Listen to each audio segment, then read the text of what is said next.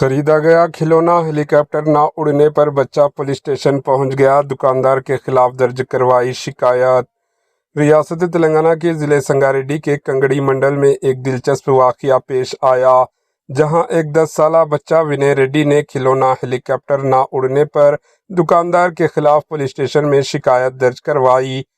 تفصیلات کے مطابق ونے ریڈی اپنے نانا کے ساتھ کنگڑی منڈل میں واقع اپنی نانی کے گھر گیا ہوا تھا، جہاں ایک مقامی جاترا یعنی میلوں کا انعقاد کیا گیا۔ جاترے کے دوران اس نے 300 روپے خرچ کرتے ہوئے ایک کھلونا ہیلی کاپٹر خریدا۔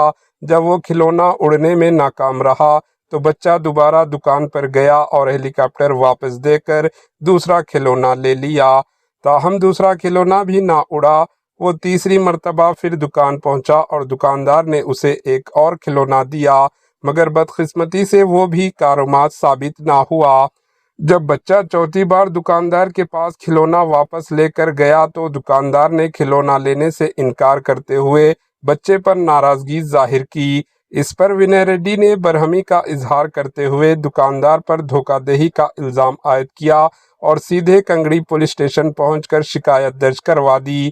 بچے کی شکایت پر متعلقہ سب انسپکٹر ایس آئی نے فوری کارروائی کرتے ہوئے ایک کانسٹیبل کو جاترے کے مقام پر روانہ کیا، تاہم تب تک دکاندار وہاں سے جا چکا تھا۔